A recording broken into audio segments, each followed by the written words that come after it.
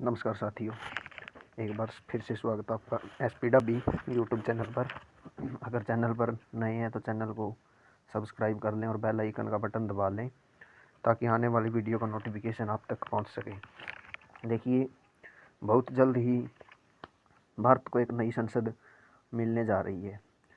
तो नई संसद की ज़रूरत क्यों पड़ी, पुरानी संसद कैसी थी और नई संसद किस प्रकार बन रही है, क्या उसकी खूबियाँ हैं और इसकी ज़रूरत क्यों पड़ी, इसके बारे में थोड़ी सी जानकारी आपके साथ साझा करेंगे।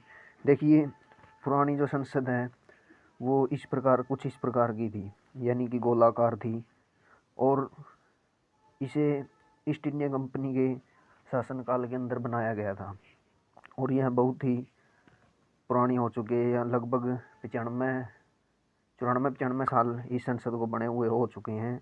और जब यह संसद बनाई गई थी तो उस वक्त इतनी ज़्यादा टेक्नोलॉजी या आर्किटेक्ट तो नहीं कह सकते, लेकिन जो इंटेलिजेंस टेक्नोलॉजी, लाइटिंग और साउंड सिस्टम इतना उन्नत तरीके का नहीं था जितना अब हो चुका है।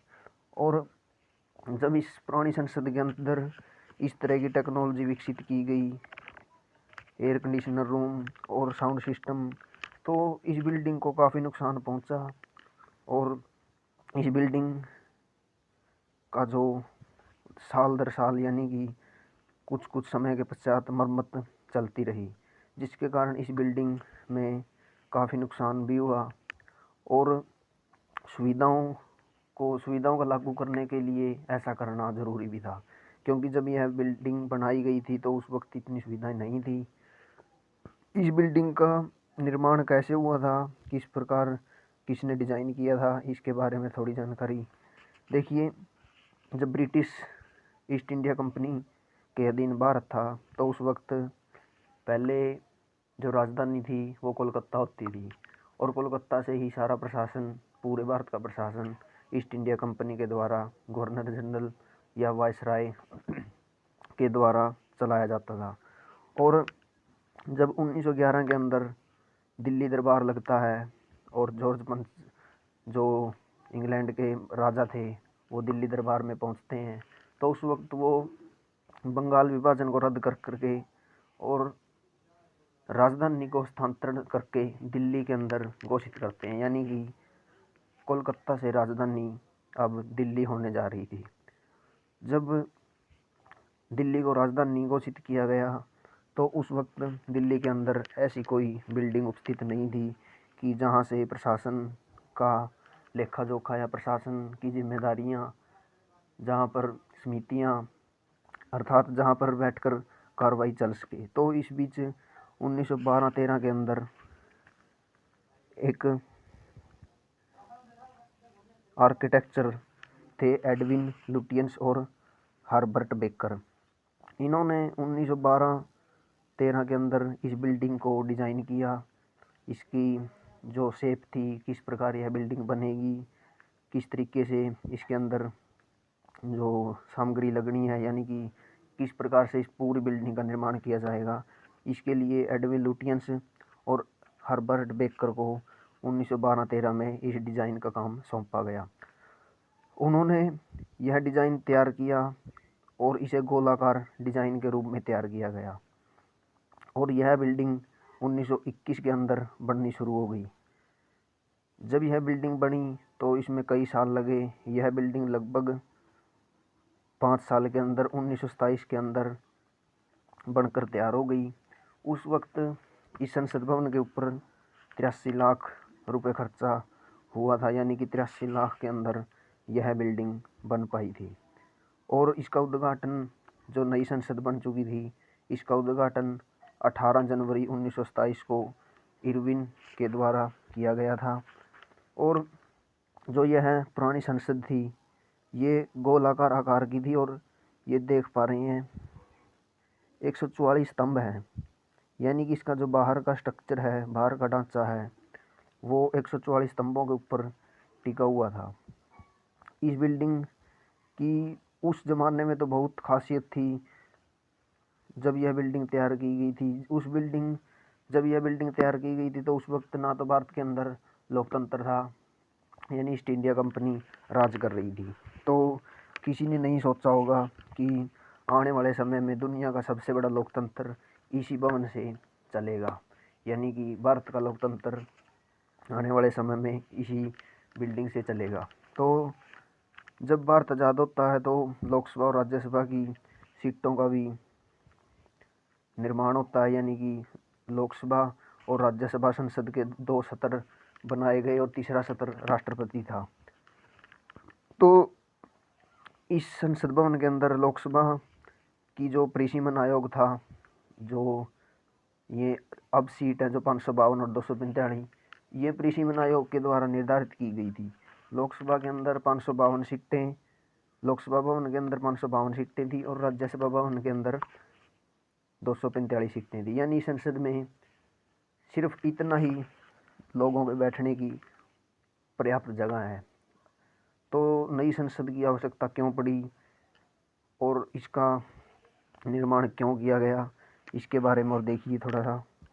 देखिए, जब यह परिसीमन आयोग है, यानी कि जो लोकसभा सीट है, वो 2026 के अंदर नए तरीके से बननी है। और जो नए तरीके से लोकसभा और राज्यसभा की सीटें बदलेंगी और विधानसभाओं की सीटें भी बदलेंगी। तो इस बीच लोकसभा की सीटें हैं जो वो लगभग 888 तैयार की गई हैं नई संसद के अंदर, यानी कि लोकसभा सदन है जो उसके अंदर 888 व्यक्तियों के बैठने की जगह होगी। और जो राज्यसभा संसद है, यानी राज्य संसद का एक भाग होता है राज्यसभा, तो उसके अंदर 384 व्यक्तियों के बैठने के लिए पर्याप्त जगह होगी। और एक विजिटर्स गैलरी होगी, यानी कि इन लोकसभा और राज्यसभा के अलावा एक विजिटर गैलरी होगी जिसके अंदर 336 व्यक्तियों के बैठने की जगह होगी। तो 2026 के अंदर जब परिसीमन आयोग बनने जा रहा है, यानी सीटों का बंटवारा और होने जा रहा है, तो जाहिर सी बात है कि लोकसभा, राज्यसभा और विधानसभाओं की सीटें अवश्य बदलेंगी। और इस बीच पुरानी संसद के अंदर इतने व्यक्तियों को पर्याप्त तरीके से बिठा पाना मुमकिन नहीं था, इसलिए नई संसद की आवश्यकता पड़ी। नई संसद की घोषणा 2019 के अंदर होती है और इसकी नींव 2020 के अंदर रखी जाती है। जो इसका आर्किटेक्चर है वो विमल पटेल है, और जो निर्माता कंपनी है, यानी कि जो इस पूरी बिल्डिंग का निर्माण करेगी, वो टाटा लिमिटेड प्रोजेक्ट है। यानी कि विमल पटेल ने तो इसका नक्शा तैयार किया है और टाटा लिमिटेड प्रोजेक्ट इसका निर्माण कर रहा है। और इसकी लागत जो है 970 करोड़ होने जा रही है, यानी कि पिछली जो संसद जब बनाई गई थी तो उस वक्त 83 लाख रुपए उस पर खर्चा आया था, और अब इस नई संसद के ऊपर 970 करोड़ रुपए खर्चा आ रहा है। और जो यह नई संसद बन रही है, यह सेंट्रल विस्टा प्रोजेक्ट के अंतर्गत बन रही है, यानी कि इसके संसद के साथ साथ पीएम आवास, उपराष्ट्रपति भवन और एक कॉमन गैलरी, यानी कि एक कॉमन हॉल तैयार किया जा रहा है। तो इनको कुल मिलाकर के तो इसकी लागत बहुत ज़्यादा है, लेकिन जो संसद की लागत है वो 970 करोड़ रुपए बताई जा रही है। इस प्रकार से यह नई संसद भवन बनेगा, त्रिभुजाकार आकृति के अंदर बनने जा रही है और अंदर से कुछ इस प्रकार दिखेगी, यानी कि अंदर का जो सदन के अंदर की जो कार्रवाई होती है जहाँ पर, वहाँ की कुछ सीटें इस प्रकार से होंगी। और जो यह संसद है ये डिजिटल तरीके से बनाई जा रही है, यानी कि इसके अंदर हर टेक्नोलॉजी का प्रयोग किया गया। आगामी टेक्नोलॉजी को ध्यान में रखते हुए इस बिल्डिंग का निर्माण किया जा रहा है। और यह बिल्डिंग भूकंप का सामना करने के लिए भी काफ़ी हद तक मजबूत है, यानी कि इसका निर्माण जो अब किया जा रहा है वो भूकंप को झेलने के लिए भी तैयार है, यानी कि इस बिल्डिंग का निर्माण बहुत ही अच्छे तरीके से किया गया है। इस प्रकार यह नई संसद भवन बनेगी। आशा करते हैं आपको इसकी, और पुरानी संसद इस प्रकार है, यानी कि गोलाकार है। आशा करते हैं कि आपको जानकारी पसंद आई होगी। अगर पसंद आई है तो इसको अपने दोस्तों के साथ शेयर ज़रूर करें और चैनल को सब्सक्राइब करें। धन्यवाद।